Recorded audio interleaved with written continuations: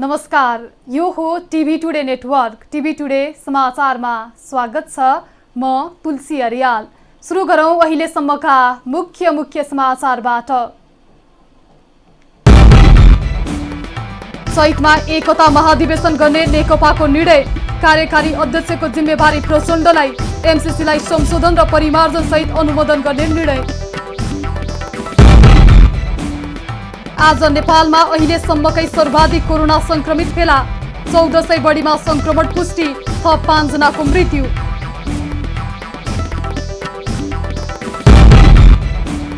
वैकल्पिक विधिको पठन पाठनलाई मान्यता। अनलाइन शिक्षाबाट शुल्क लिने बाटो खुला। शिक्षा मन्त्रालय भन्छ शिक्षा क्षेत्रको बजेट समेत पुनरावलोकन हुन्छ। यातायात क्षेत्रमा कोरोनाको प्रभाव उल्लेख्य। मन्त्री नेङवाङलाई व्यवसायको ध्यान आकर्षण पत्र। असोज 1 गतेदेखि सबै यातायात सञ्चालन गर्ने चेतावनी।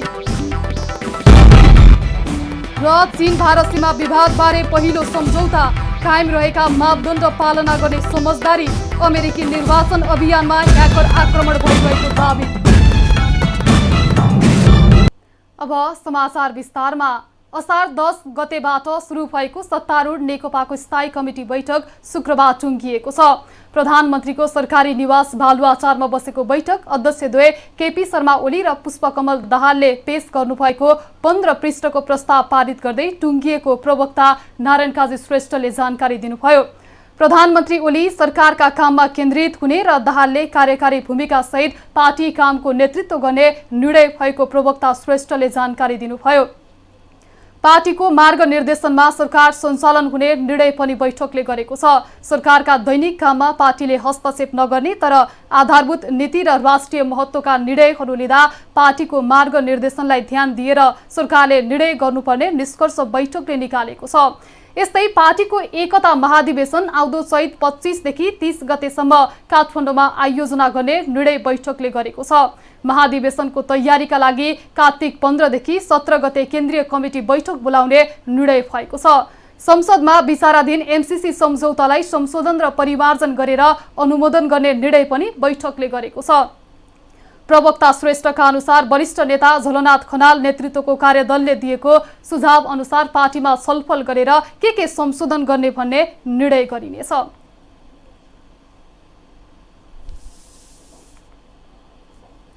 कोरोना भाइरसबाट शुक्रबार थप 5 जनाको मृत्यु भएको छ। स्वास्थ्य तथा जनसङ्ख्या मन्त्रालयका अनुसार 1 महिला र 4 जना पुरुषको मृत्यु भएको हो। यो सँगै नेपालमा कोरोनाबाट मृत्यु हुनेको संख्या 322 पुगेको छ। शुक्रबार नेपालमा कोरोना भाइरसका 1454 जना संक्रमित थपिएका छन्। 10,701 पीसीआर परीक्षण भएकोमा 463 महिला र 991 जना पुरुषमा संक्रमण देखिएको हो। काठमाडौँमा 620, भक्तपुरमा 38 र ललितपुरमा 38 जनामा कोरोना संक्रमण देखिएको छ। शुक्रबार देशभरि सक्रिय संक्रमितको संख्या 14,925 रहेको छ। शुक्रबार 972 जना संक्रमित निको भएर घर फर्किएका छन्।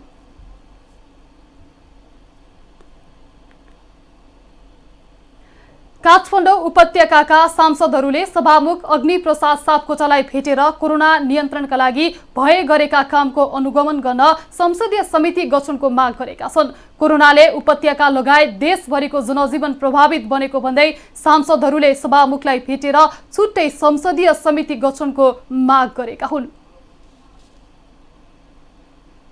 चाहिने नियमित बैठक बस्ने हैन मन्त्रालयसँग आबद्ध भएका समिति छन्, श्रमिक समिति छन्।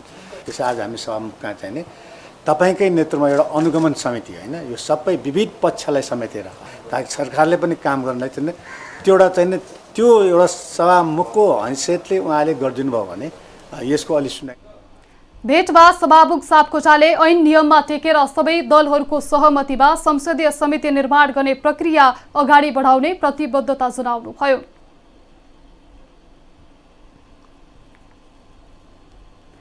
कोरोना संक्रमणको संकटमा विद्यार्थीहरूको पठन पाठनलाई सुचारू राख्न सरकारले विद्यार्थी सिकाइ सहजीकरण निर्देशिका 2077 जारी गरेको छ। ढिलै भए पनि सरकारको यो निर्णयप्रति सबैले स्वागत गरेका छन्। कोरोना संक्रमणको संकटमा विद्यार्थीहरूको पठन पाठनलाई सुचारू राख्न सरकारले विद्यार्थी सिकाइ सहजीकरण निर्देशिका 2077 जारी गरेको छ। सो निर्देशिका अनुसार स्कुलको कक्षा कोठामा गरिने अध्यापनको विकल्पमा प्रविधिका साधन प्रयोग गरेर पठन पाठनलाई अघि बढाउने तयारी गरिएको हो। कोरोना संकट कायम रहँदासम्म यही निर्देशिका बमोजिम विद्यालय शिक्षाको कार्यक्रम सञ्चालन गर्ने शिक्षा विज्ञान तथा प्रविधि मन्त्रालयका प्रवक्ता दीपक शर्मा बताउनुहुन्छ।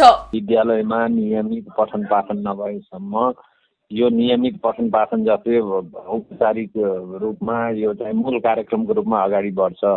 अनि जुन बेला नियमित पठन पाठन हुन्छ विद्यालयहरूमा त्यो बेला यो पूरक कार्यक्रमको रूपमा जान सक्छ।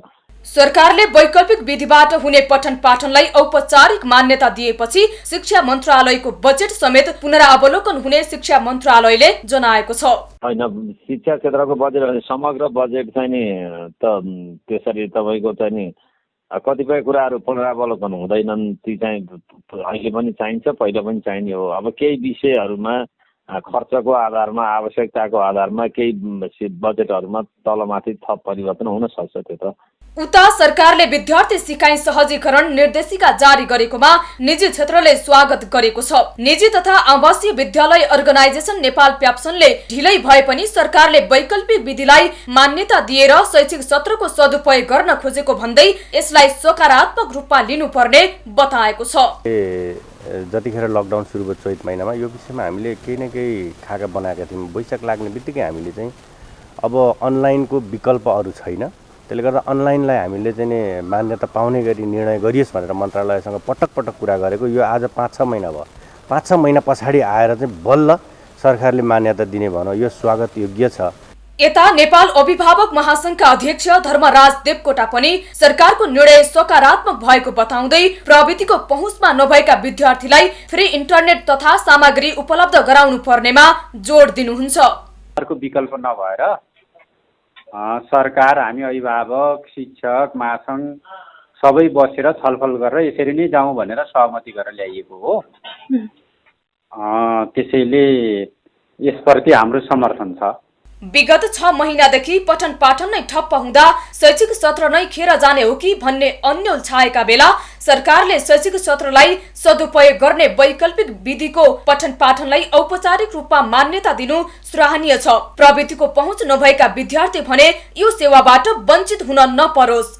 टिभी टुडे एसडी का लागि तुलसी अर्यालको रिपोर्ट। दैलेखको नारायण नगरपालिका भित्र पर्ने खुर्सानीबारी सोत सडक खण्डको मर्मत हुन नसक्दा नौमुले गाउँपालिका क्षेत्र आवत जावतमा समस्या भएको छ। सडकको दयनीय अवस्थाको बारेमा कसैको ध्यान नजाँदा स्थानीयले शास्ति खेप्नु परेको छ। एक रिपोर्ट।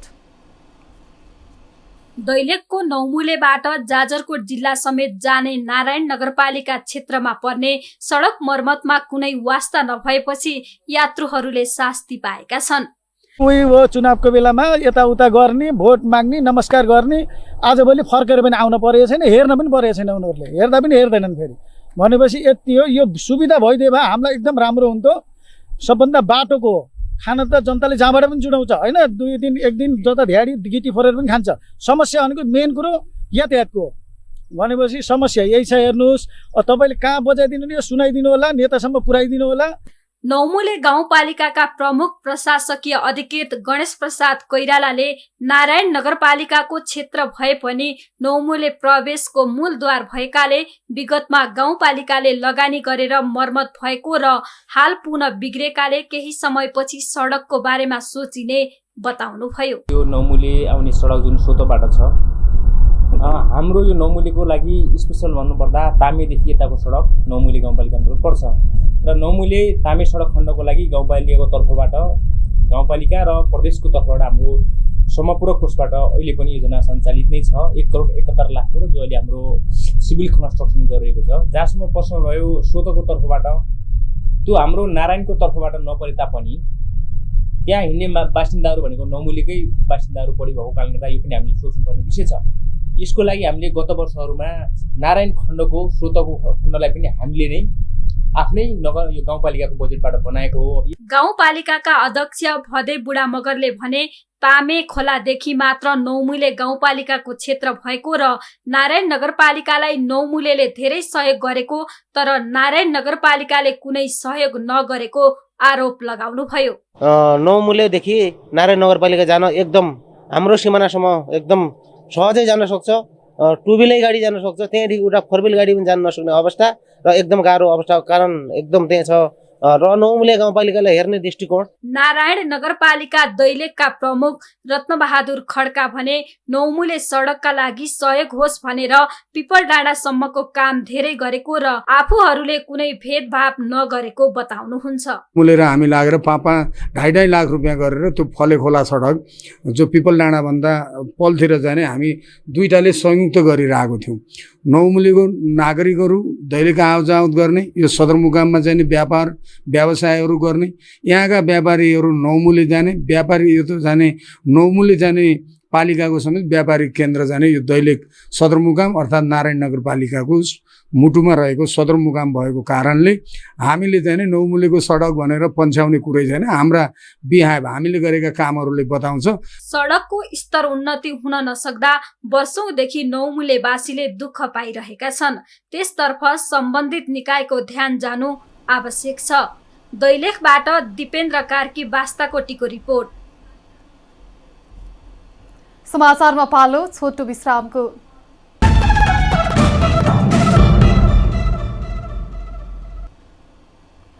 अब बाँकी समाचार। कोरोना रोकथाम र नियन्त्रणका लागि बन्दाबन्दी सुरु भएको लगभग 6 महिना बितिसक्दा पनि संक्रमणकालीन यो अवस्थामा यातायात व्यवसायी र यीसँग आश्रित निकै मर्कामा परेका छन्। बर्दियाका व्यवसायी पनि यातायात व्यवसाय ठप्प हुँदा निकै मर्कामा परेका छन्। एक रिपोर्ट। कोरोना रोकथाम तथा नियन्त्रणका लागि गरिएको 4 महिने लकडाउन तथा त्यसपछिको निषेधाज्ञाको कारण यातायात व्यवसायी निकै मारमा परेका छन्। बैंकबाट निकालेको ऋणको सावाको कुरा त परै जाओस्, ब्याज समेत तिर्न मुस्किल भएको बर्दियाका यातायात व्यवसायी बताउँछन्। यो अहिलेको लागि त ठिकै छ, जब बन्द खुल्छ त्यसपछि जस्तो बैंकमा किस्ताहरू तिर्ने कुरा भयो त्यसको लागि समस्या छ। अनि हाम्रो यो जुन घर खर्च यता आफ्नो छ आम्दानी हुने त्यो भइरहेको छैन, त्यसले गर्दा समस्या छ धेरै नै। कोरोना संक्रमण र यसपछि आइपर्ने आर्थिक संकटलाई पार गर्दै भोलि पुरानै लयमा फर्कन सक्ने अवस्था नरहेकाले सरकारको विशेष प्याकेजको पर्खाइमा छन् यातायात व्यवसायी। सवारी साधनहरूको जाँचपाँच, बाटो इजाजत पत्र र सवारी नवीकरण शुल्कमा छुट पाउने आश गरेका यातायात व्यवसायीहरूलाई के राहत गर्दैछ त प्रदेश 5 सरकार। अब सरकारको तर्फबाट अहिले तत्काल सरकारले निर्णय गरेको छैन, तर पनि केही न केही उहाँहरूले मेरो व्यक्तिगत रूपमा र सरकारलाई आग्रह गर्ने के हो भन्दाखेरि उहाँहरूलाई ब्याजमा केही न केही सहुलियत दिनुपर्छ। अब विश्वभरि नै कोरोनाबाट अब पीडित नै छ। अब यस्तो अवस्थामा नेपाल पनि स्वाभाविक रूपमा त्यो पीडामा रहने स्वाभाविक नै हो। तर अब सरकारले के हो त भन्दाखेरि केही न केही यातायात व्यवसायहरूलाई अरू त केही न केही चलेको छ, तर ब्याजमा केही न केही सहुलियत गर्न जरुरी छ भन्ने यसको बारेमा अब मेरो तर्फबाट हुने सहयोग मैले सरकारलाई म पनि ध्यान आकर्षण गर्ने हो। समुदायका कुरा, व्यवसायका कुराहरू सरकार समक्ष पुर्याउने हो। त्यो कुरा मैले यो मार्काका कुराहरू सरकार समक्ष मैले पनि राख्ने प्रयास गर्नेछु। लामो समयदेखि थन्किएका सवारी साधन प्रयोग नहुँदा आर्थिक घाटा त हुन्छ नै, साथमा पाठ पूर्जा पनि खराब हुने सम्भावना बढेर जान्छ। यसरी व्यवसायीहरू दोहोरो मारमा परिरहेका छन्। तसर्थ सरकारवालाहरूले यसमा पनि ध्यान दिन आवश्यक छ। बर्दियाबाट ऋषि वाग्ले, गोपालको रिपोर्ट। यातायात व्यवसायी तथा मजदुरहरूले असोज 1 गतेदेखि सबै यात्रुवाहक बस सञ्चालन गर्न दिनुपर्ने माग सरकार समक्ष गरेका छन्। नेपाल यातायात व्यवसायी राष्ट्रिय महासंघ तथा 3 वटा मजदुर संघको संयुक्त कार्यदलले शुक्रबार भौतिक पूर्वाधार तथा यातायात मन्त्री वसन्त कुमार नेउमाङलाई मन्त्रालयमा पुगेर ध्यानाकर्षण पत्र बुझाउँदै यस्तो माग गरेका हुन्। 11 लाख भन्दा बढी मजदुर, 3,60,000 यातायात व्यवसायी र तिनका आश्रित परिवार गम्भीर संकटमा परेको भन्दै असोज 1 देखि लामो, मध्यम र छोटो दूरीका यात्रुवाहक बस सञ्चालन गर्न दिन माग गरेका हुन्। लामो दूरीको बस नचलेको 6 महिना पुग्न लागेको समेत व्यवसायीको भनाइ छ। उपत्यकाका प्रमुख जिल्ला अधिकारीहरूले 26 सिट भन्दा माथिका बस चलाउन दिने गरी गरेको निर्णय अव्यावहारिक भएको व्यवसायीको जिकिर छ।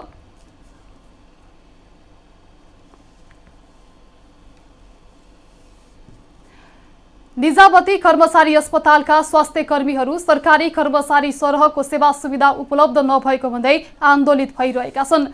सरकारद्वारा सञ्चालित सरकारकै निकायको रूपमा स्थापित अस्पतालका अधिकांश कर्मचारी करारमा रहेको र सेवा सुविधा पनि लामो समयदेखि न्यून रहेको भन्दै स्वास्थ्य कर्मी र कर्मचारीहरूले दैनिक विरोध प्रदर्शन गर्दै आएका छन्। स्वास्थ्य कर्मीहरूले सरकारको उच्च पदस्थ व्यक्तिहरू सञ्चालक रहने अस्पतालका कर्मचारीहरूले सरकारी सेवा सुविधा नपाउने अवस्था रहनु न्यायोचित नभएको बताउँदै आएका छन्।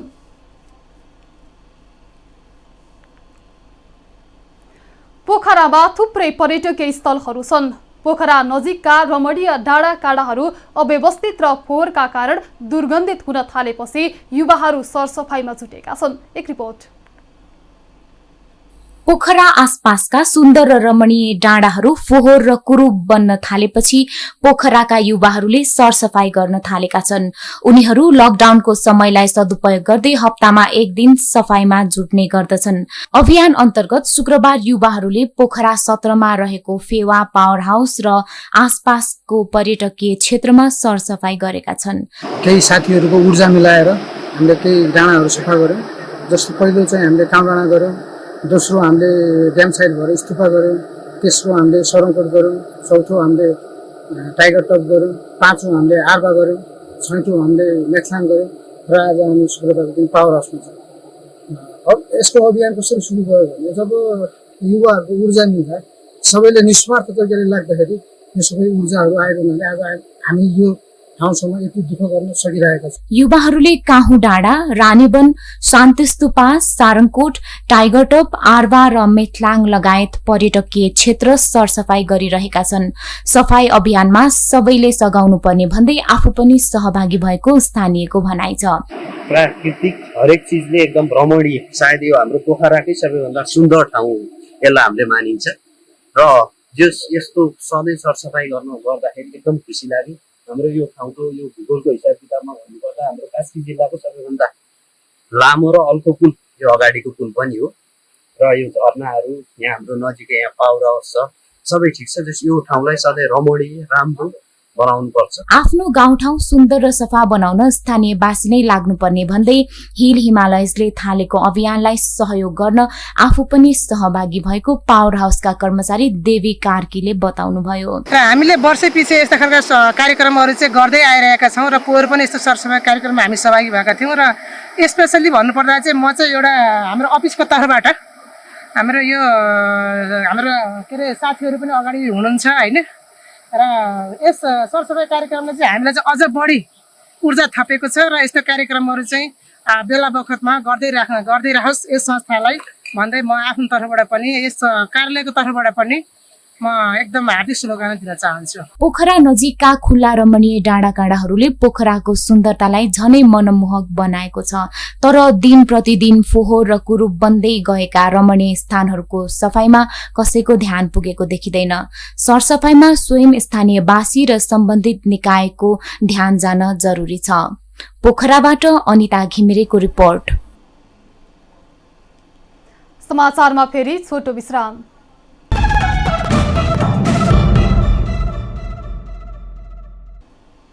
अब आर्थिक समाचार।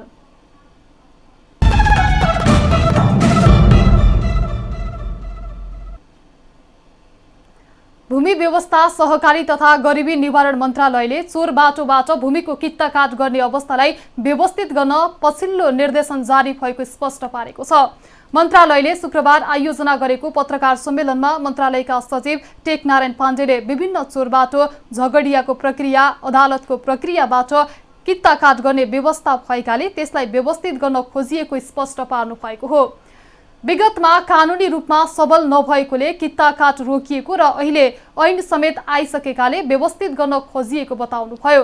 उहाँले मनलाग्दी कित्ताकाट गर्नका लागि मन्त्रालयले निर्देशन नदिएको स्पष्ट पार्नुभयो। अब विश्व समाचार।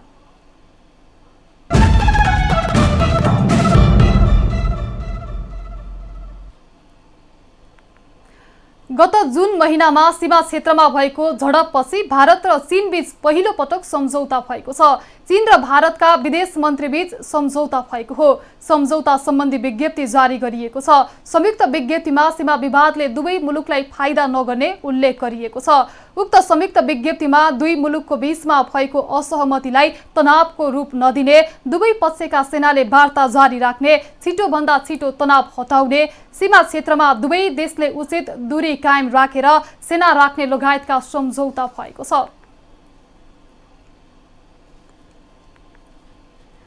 अमेरिकामा हुन लागेको राष्ट्रपतीय निर्वाचनको प्रचार प्रसार अभियानलाई ह्याकरहरूले लक्षित गरिरहेको पाइएको छ। निर्वाचन लक्षित गतिविधिहरूमा भइरहेका साइबर आक्रमणहरू विशेष गरेर रुस, चीन र इरानबाट भइरहेको माइक्रोसफ्ट कम्पनीले जनाएको बीबीसीले उल्लेख गरेको छ। आक्रमणकारीहरूले राष्ट्रपतिका दुवै उम्मेद्वार वर्तमान राष्ट्रपति डोनाल्ड ट्रम्प र अर्का प्रतिस्पर्धी जोन बिडेनका प्रचार प्रसार कार्यलाई लक्षित गरिरहेको पाइएको छ। समाचार सकियो। समाचारबाट बिदा लिनु पूर्व मुख्य समाचार फेरि एकपटक। चैतमा एकता महाधिवेशन गर्ने नेकपाको निर्णय, कार्यकारी अध्यक्षको जिम्मेवारी प्रचण्डलाई, एमसीसीलाई संशोधन र परिमार्जन सहित अनुमोदन गर्ने निर्णय। आज नेपालमा अहिलेसम्मकै सर्वाधिक कोरोना संक्रमित फेला, 1400 बढीमा संक्रमण पुष्टि, थप 5 जनाको मृत्यु।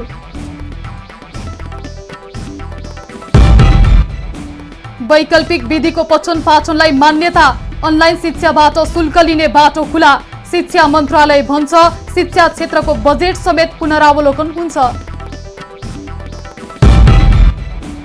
यातायात क्षेत्रमा कोरोनाको प्रभाव उल्लेख्य, मन्त्री नेउमाङलाई व्यवसायको ध्यानआकर्षण पत्र, असोज 1 गतेदेखि सबै यातायात सञ्चालन गर्ने चेतावनी।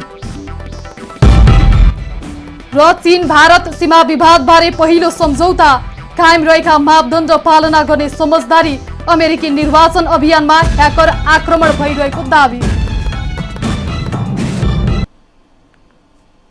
हामीलाई TV today Nepal apps download गरी विश्वभर प्रत्यक्ष हेर्न सक्नुहुनेछ। साथै www.tvtoday.news.com मा गई हेर्न र पढ्न सक्नुहुनेछ भने फेसबुक, युट्युब र ट्विटरमा समेत फलो गर्न सक्नुहुनेछ। विकास, निर्माण र जनसरोकारका विषयमा हाम्रो आवाज जारी छ। अहिलेलाई सम्पूर्ण समाचार युनिटका साथ म तुलसी अरियाल पनि बिदा चाहन्छु। टिभी टुडे एचडी हेर्दै गर्नुहोला। नमस्कार।